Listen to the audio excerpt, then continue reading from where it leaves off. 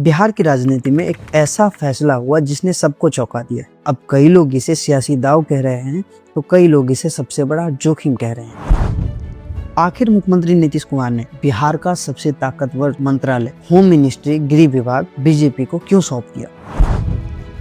ये वही विभाग है जहां से पुलिस, अपराध और इंटेलिजेंस ये सब कुछ चलता है। लेकिन सवाल ये है कि अचानक ऐसा क्यों? क्या बिहार में बढ़ते अपराधियों ने सरकार को घेर लिया था? क्या बीजेपी पर भरोसा जताने के लिए ये एक नया राजनीतिक संदेश है? पिछले ही महीनों में राज्य में अपराध बढ़ने वाली लगातार खबरें आई। हत्या, लूट, गोलाबारी, अपहरण और पुलिस पर फिंगरप्रिंट वाली राजनीति। कई विपक्षी नेताओं ने आरोप लगाया है कि पुलिस का मनोबल गिर गया है और कानून व्यवस्था हाथ से निकल रही है। फिर एक दिन बिहार में वो केस आता है जो सबको हिला दिया, आरा में ISI टेरर मॉड्यूल का बस्टेड होना। और इसी सब के बीच नीतीश कुमार ने अचानक ही गृह मंत्रालय छोड़ दिया है। तो साथियों, सवाल ये है, क्या बीजेपी इस विभाग को संभाल पाएगी और क्या ये उनके लिए डबल इंजन सरकार में सबसे अच्छी नीति साबित होगा? क्योंकि अगर अपराध बढ़ा तो सबसे पहले निशाना बीजेपी पर जाएगा और यदि अपराध कम हुआ तो सबसे पहला क्रेडिट भी बीजेपी का ही होगा। ये जुआ बीजेपी के लिए एक बड़ा मौका